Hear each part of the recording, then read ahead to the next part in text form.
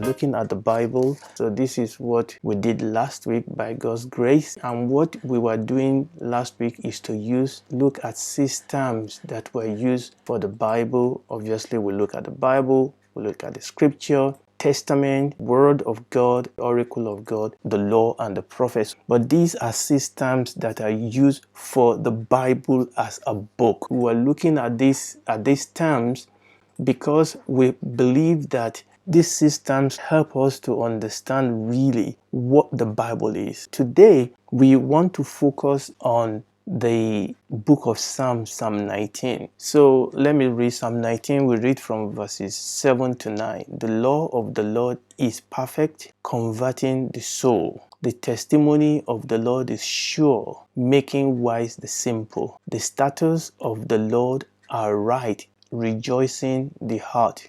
The commandment of the Lord is pure, enlightening the eye. The fear of the Lord is clean, enduring forever. The judgment of the Lord are true and righteous altogether. Now, when you look at these 3 verses, there are 6 terms that are used in these 3 verses to describe the revealed truth of God. And all of these terms, they are referring to the same truth, but they tell us different view of the truth and shows us how it affects our soul. Okay, so let's see these 6 terms. Yes, it is called the law of the Lord. Number 2, the testimony of the Lord. Number 3, the statutes of the Lord. Number 4, the commandment of the Lord. Number 5, the fear of the Lord. And number 6, the judgment of the Lord. Every word in the scripture is there for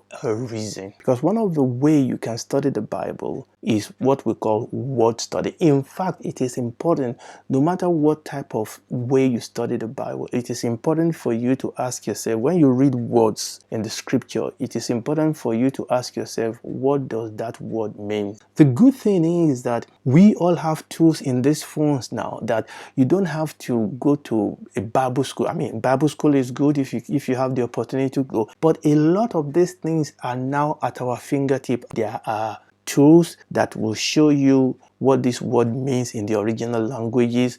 And one of the things you will see, every one of those systems actually follow the same pattern. A whole lot of them overlap, they interlock, but they help you to see the Bible from various angles. They help us to have a healthy, complete understanding. Now, and by the way, again, like we said last week, these 6 terms are not exhaustive. It's just that they are here in Psalm 19 and we want to look at them. Is that okay? The pattern here is that the psalmist, by the Spirit of God, give us the each terms, and then it shows us what that term says, the angle at which that term is looking at the Bible, at the revealed truth of God. And also, it would then, after that, tell us the effect that understanding will have on our soul. Let's start by looking first at the Bible as the law of the Lord. So the law of the Lord is perfect, converting the soul. What does law mean? Now, the original Hebrew that was translated into English for us as law is actually a common word that we call Torah. So Torah is the name we actually give to the first 5 books in the Bible, or what we call the book of Moses. The Torah means to teach.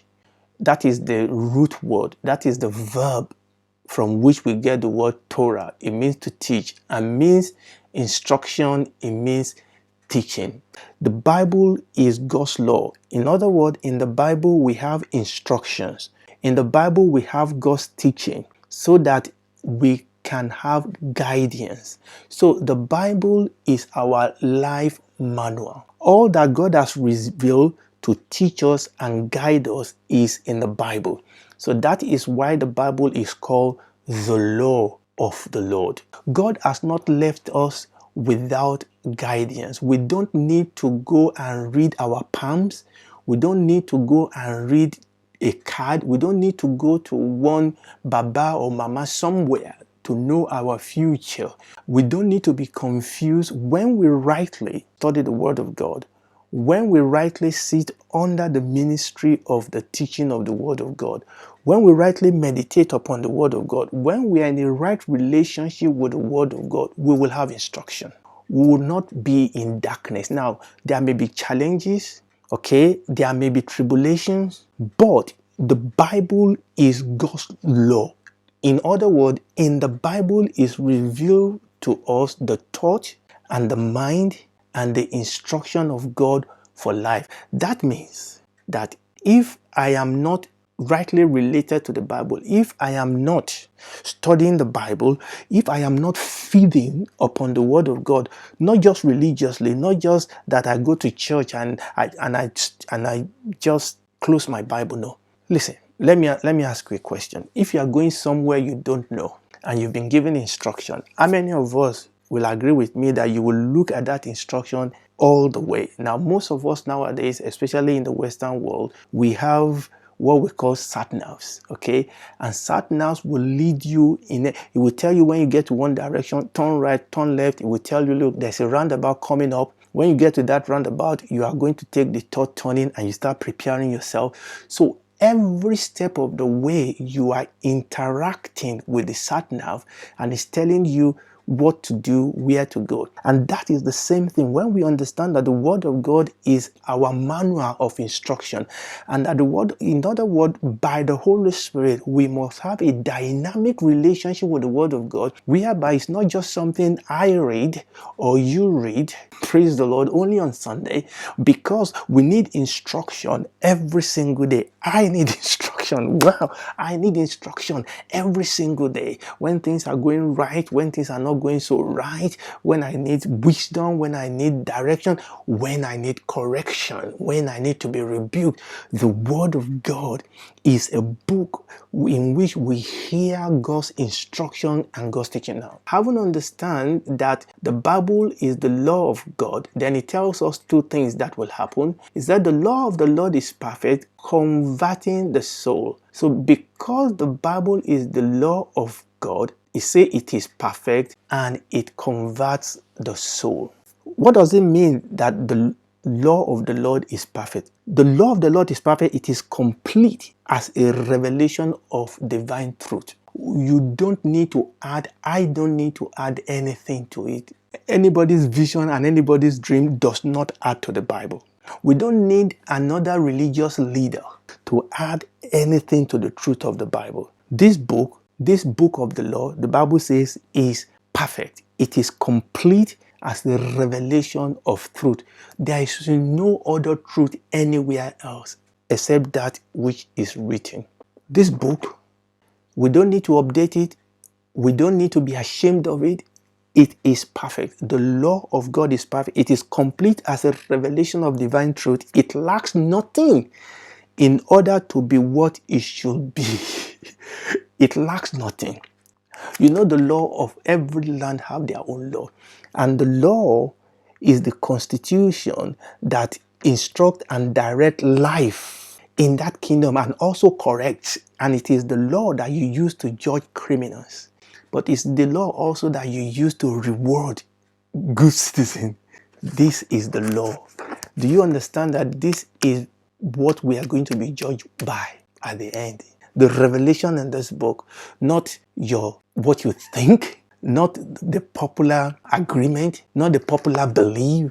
We are going to be judged. We rise and fall with the revelation in this book. It is unerring guide of conduct. You know, people say, we live in 21st century. There's a new way of, no. Somebody, especially here in Western, we say we're in UK, we're in America, man. Yeah, man. No, there's no yeah, man here.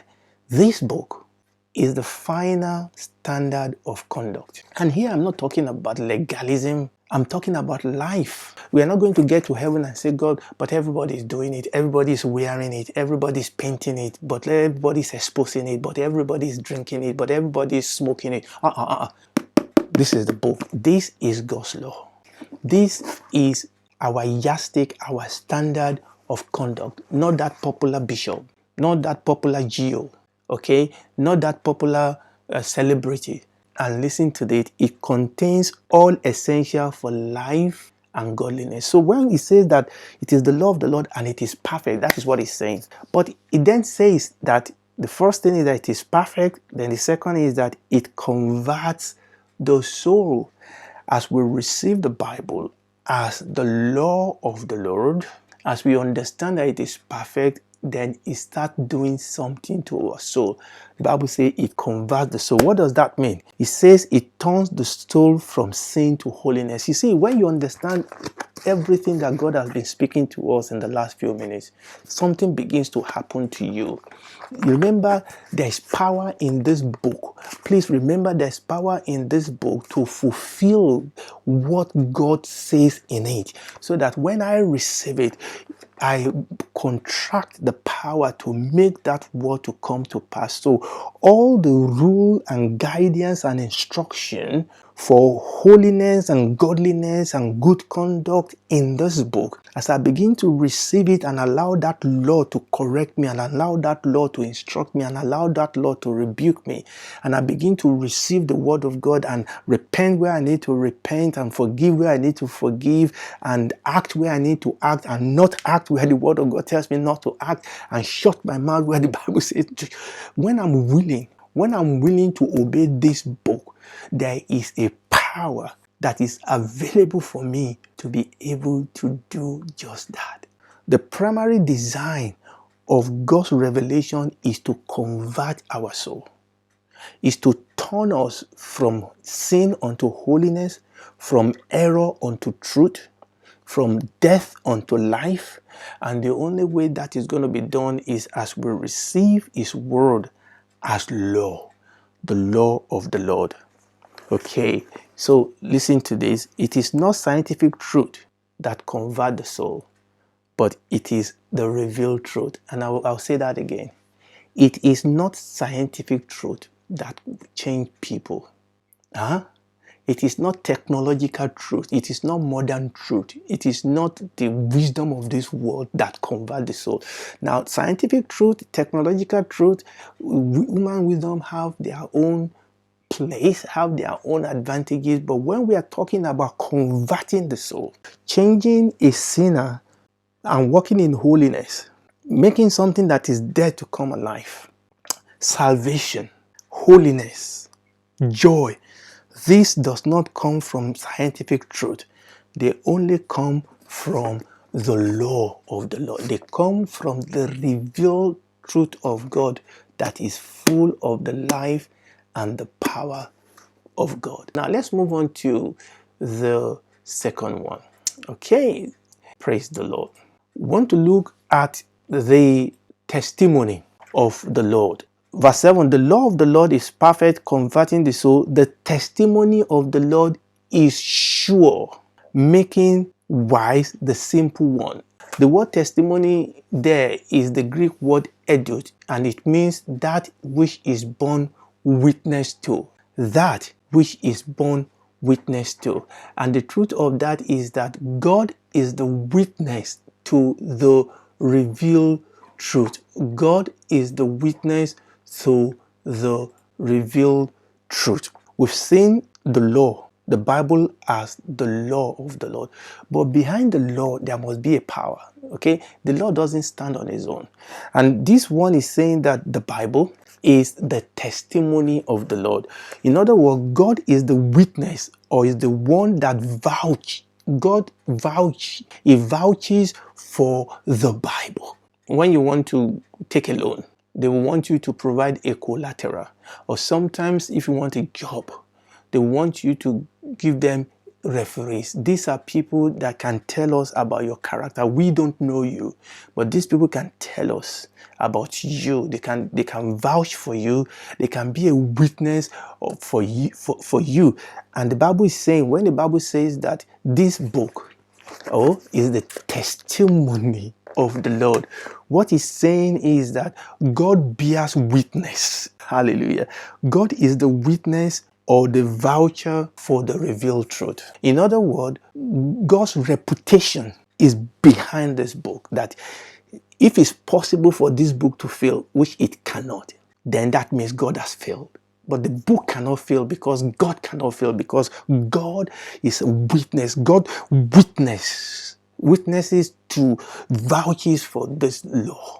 The whole of what is revealed in this book about any subject, the whole of what is revealed in the Bible about any subject is true, the whole truth and nothing but the truth, and God bears witness. It's as if God is in the witness box and saying, I vouch for this book. It is right, it is perfect, it is true. It's all the things we've said about the law. In other words, every truth in the Bible, whether it is historical, statement about God, statement about life, statement about salvation, statement about sin, statement about eternal judgment, God said, it is true. It is true. It is true. Now, what is the effect of that on our soul? Okay, so the testimony of the Lord is sure, making wise the simple. Now, what's the effect of that? Number one, it is sure. Number two, it makes wise the simple. The testimony is sure. In other words, it is established. It is firm. It cannot shift. It is certain. It is settled. It can be relied on. It cannot be shaken. Wow. The Bible says, by two immutable things in which it is impossible for God to lie, we that have come to him for salvation can have assurance. This book is God's law. God has testified to it, and it is sure. It is certain. It is settled. It is established. It is firm. You can rely on it. And I think I'm going to round up this way. And the second part says, it makes wise the simple. It makes wise the simple. Now, I need to explain what that word simple, because when it says make wise the simple, what does that mean? The word simple there. Now, let me read Proverbs, because we need to get this one before I round up. Let me read Proverbs chapter 1 verse 22. I'm talking about simple now. How long, you simple one, will you love simplicity, and the scorner delight in their scorning, and fool hate knowledge? Making wise the simple there are people that are simpleton.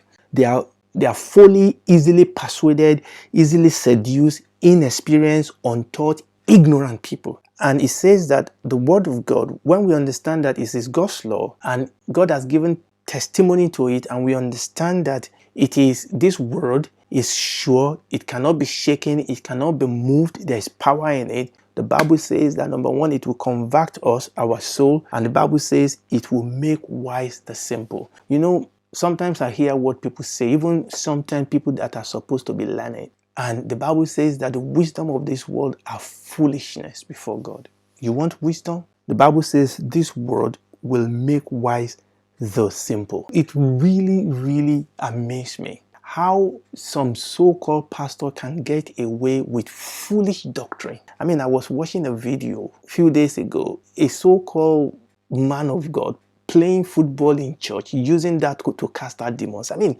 even the world can see through this stupidity. A pastor telling his member to chew grass like animals, people praying all sorts of strange prayer in the church. And that is because there are too many simple things. They've gathered simple people that are easily persuaded and seduced, inexperienced, untaught, and ignorant. And that is why oftentimes that kind of minister always try to keep their people in ignorance, keep them in darkness so that they won't understand the truth.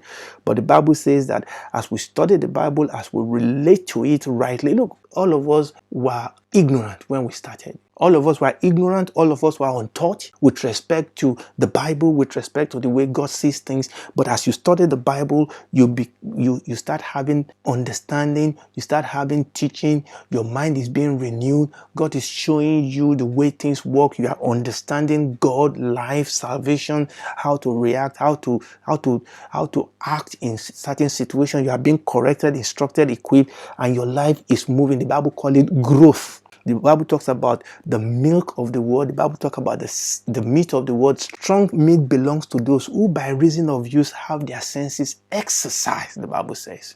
So the Bible says that this word is God's testimony, and it has the power to make wise the simple. The revealed truth makes men wise and impart to them real instruction. And this is why the psalmist says that I have more understanding than my teachers because your word is my meditation. And the Bible talks about Daniel and his friend. The Bible says God gave these children knowledge and wisdom. They were 10 times better. Why? Because the Bible, the revealed truth of the word of God, is God's law, is God's testimony, and it makes wise the simple. As we'll receive it, as we'll accept it, we allow it to correct us, we allow it to instruct us, we allow it to direct us, we allow it to rebuke us, we allow God to equip us through His word, not by being religious with the book, not by just carrying the book, but studying it, receiving it as God's law, receiving it as God's testimony, allowing the Holy Spirit to apply it to our heart, to our soul, allow it to convert our soul as we begin to receive it. The Bible says that it makes wise the simple. Hallelujah. I think I'm going to stop there today. We've only been able to do only 2 parts of this, but I think that has been good. Amen. Study this thing yourself. Don't take my word for it. Get a good app that will give you access into some of these things. Study them yourself. Let's meditate upon these things, and the Lord will grant us good understanding. Hallelujah. Have you, because I've been talking about this book as the law, but are you in God's kingdom? Because this is the constitution, this is the law in God's kingdom. So if you are not in that kingdom, this doesn't apply to you. Okay, listen, when I came to this country, UK, I didn't just drop in here. I have to go to the embassy, I have to get a passport, I have to pass through the airport, they have to check that my papers are right before they allow me to enter into the kingdom. The Bible says that you cannot see the kingdom and you cannot enter the kingdom unless you are born again. It's just as simple as that. You can't just drop into God's kingdom. You have to be born again. Okay? And the way we get born again is through the cross and the blood of Jesus. And he has, look, you just need to go to the embassy of heaven. Where is embassy of heaven? It's on your knee. It's in your house. It's wherever, anywhere you are, in your car, wherever you are. You don't need to travel. Wherever you are, God's embassy is there. Just close your eyes. Tell God that you're a sinner. Ask Jesus to come into your life, to forgive your sin, cleanse you with His blood, accept you into His kingdom. The Bible says that He will hear your prayer. He will take the heart of stone. He will give you the heart of flesh. He will give you His Holy Spirit. He will bring you into a relationship with you. And then you can start studying that. And start meeting with other children of God, studying this and feeding on the Word of God. Hallelujah. Amen. And don't leave it until tomorrow, because the time is short. The Lord Jesus Christ can come any moment from now. Praise the Lord.